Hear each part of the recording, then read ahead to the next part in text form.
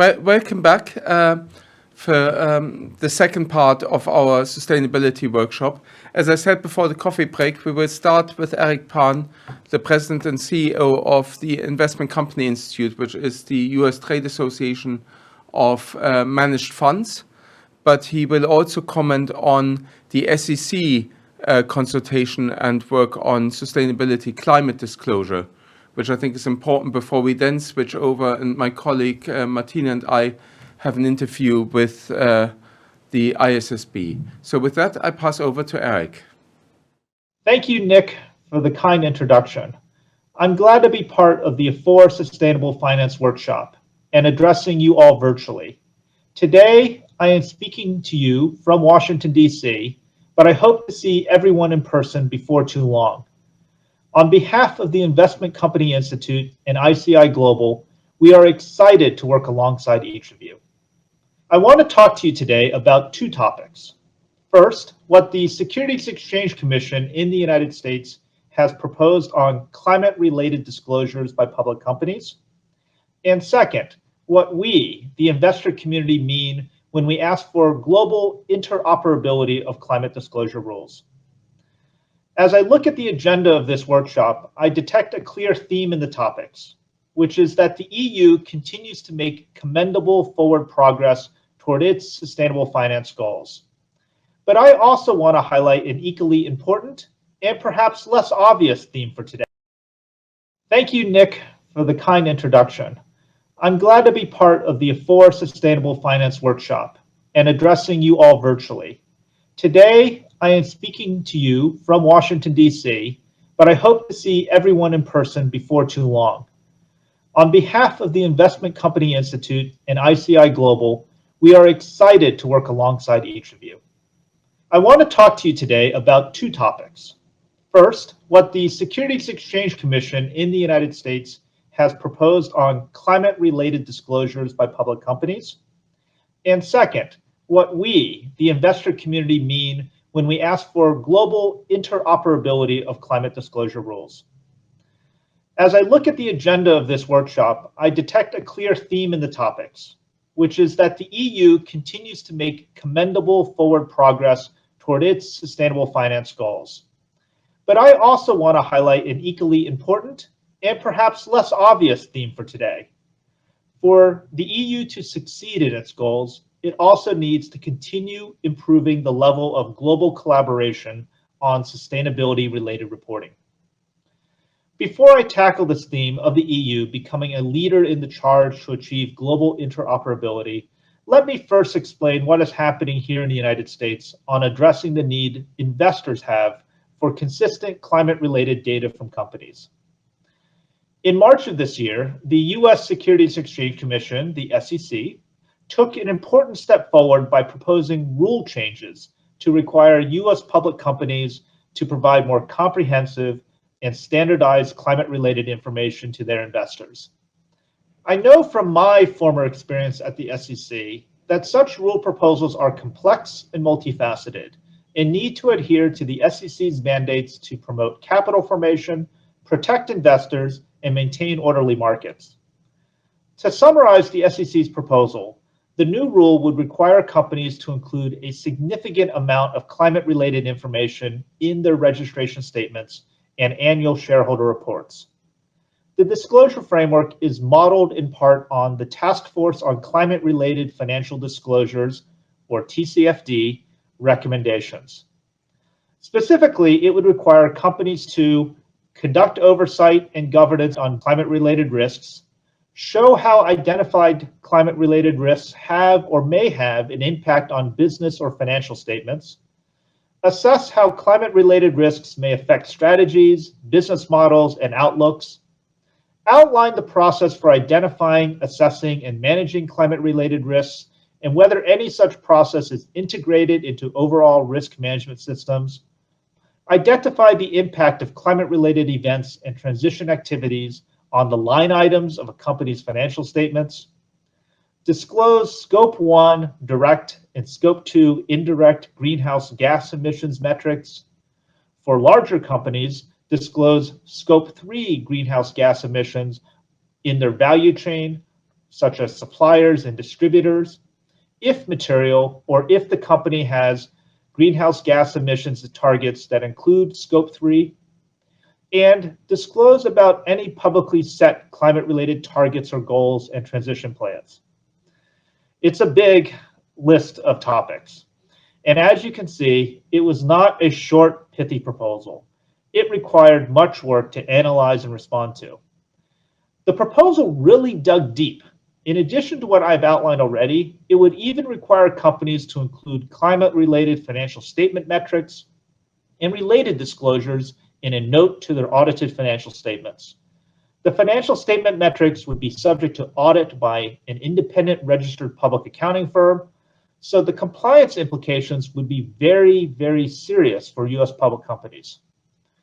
For you all, the most notable aspect of the SEC's proposal might be that the SEC asked whether non-US companies registered with the SEC should be permitted to fulfill their US reporting requirements by using criteria developed by a global sustainability standards body, such as the International Sustainability Standards Board, or ISSB.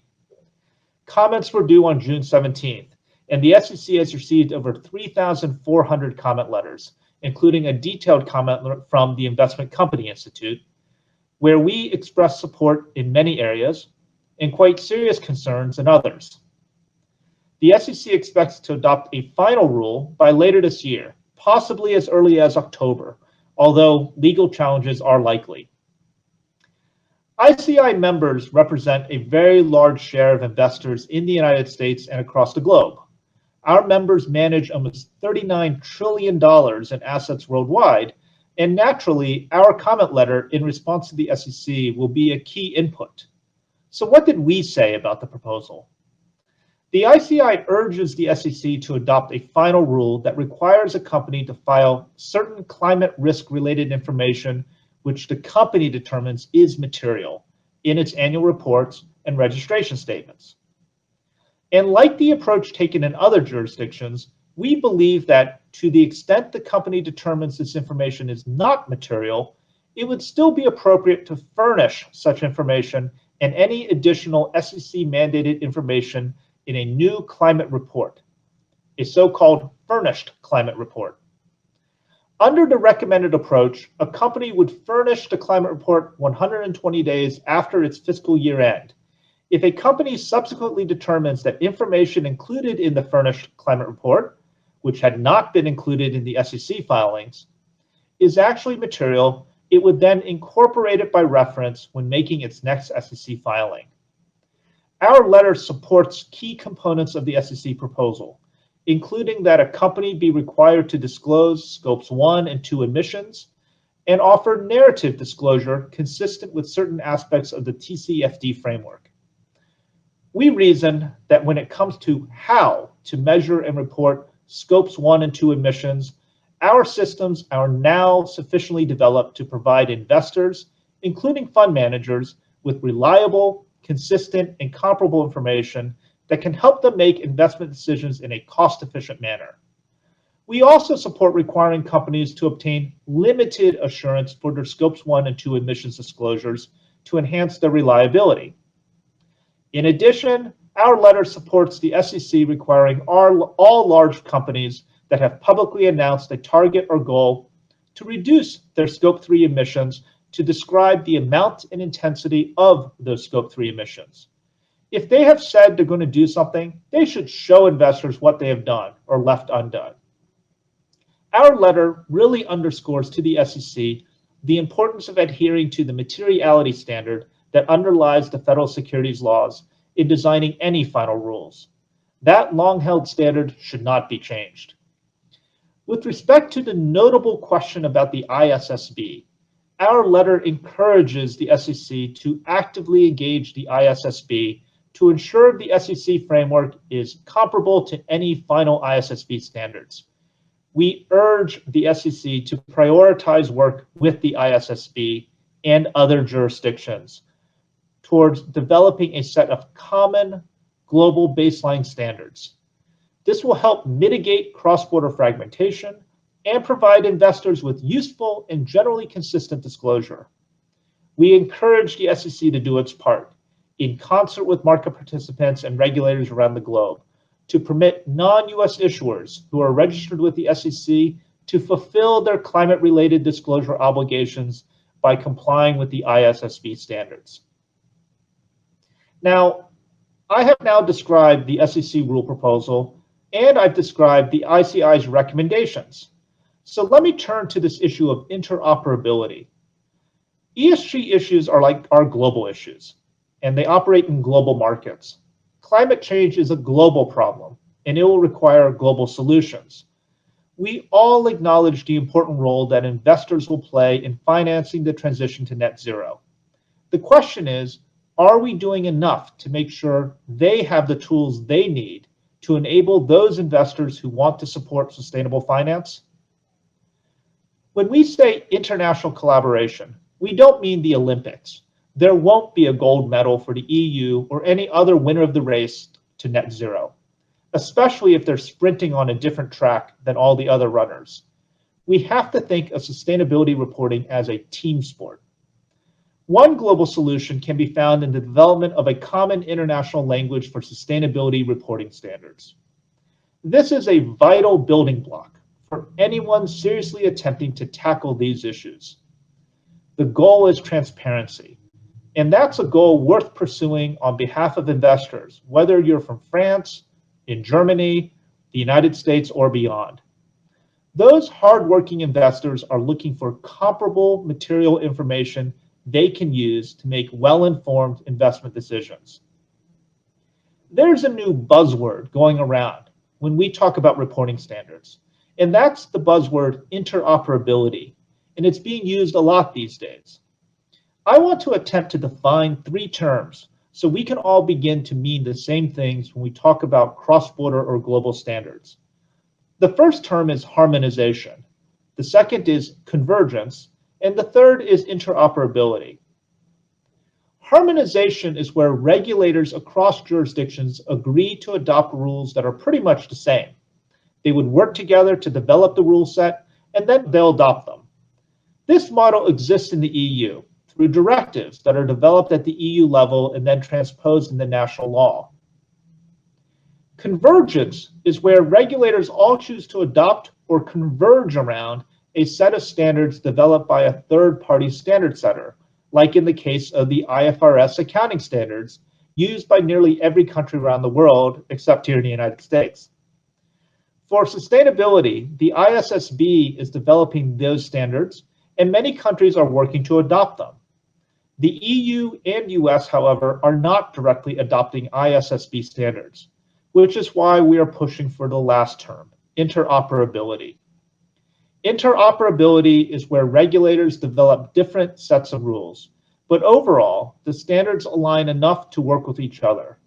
Think like puzzle pieces, which can be shaped differently but fit together seamlessly and present a whole picture that makes sense.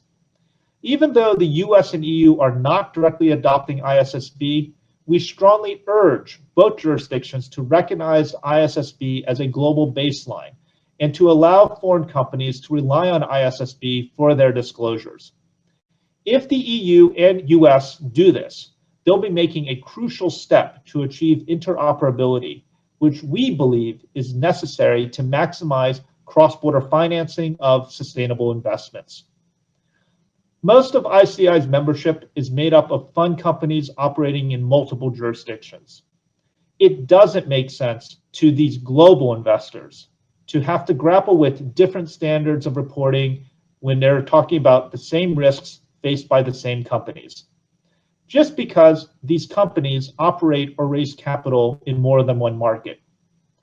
The formation of the ISSB and the consolidation of various international sustainability frameworks is a response to demand for a global baseline. That demand is coming from both investors and from companies looking for streamlined corporate sustainability disclosures. A common international language on disclosures, as is being developed by ISSB, should give investors greater comparability and greater confidence in investing worldwide. And here's the trick: it doesn't need to be everyone's first language. When we say interoperability, it means we all need to speak enough of this common language to understand what the other is talking about. As investors, we need the EU and the US to strive for this by working with standard setters like the ISSB to produce a reliable, trusted global baseline of reporting standards. Today, I'm encouraging EU policymakers here at this workshop to do the same. Work with the SEC and other regulators. Work with market participants. Work with standard setters like the ISSB. Work collaboratively, not competitively, and with a shared goal. The goal is to develop a set of high-quality, globally accepted reporting standards to provide the much-needed foundation for investors to receive consistent and reliable sustainability information. Sometimes we hear from European policymakers that the ISSB standards don't go far enough. They say the ISSB focuses on enterprise value and therefore does not capture the impacts that companies are having on environment and society. This is not a problem. There is nothing precluding individual jurisdictions from adding on to what the ISSB has built. This is the benefit of a building blocks approach. And I think we can also all agree that having higher or different corporate sustainability reporting standards in a few countries isn't going to solve climate change. You can be the fastest runner in the world, but it won't matter if you're running on a different track altogether. Remember, there won't be one lone gold medal handed out in promoting sustainable finance. It is, must be, and will remain a global effort. We therefore ask all regulators and policymakers in Europe and in the United States to start playing like this is a team sport. If there's one thing I can encourage us all to do today, it's that. So thank you for your time and for letting me share my perspective. I congratulate Afore on the impressive lineup of speakers today, and I'm glad to have been able to be part of this important program.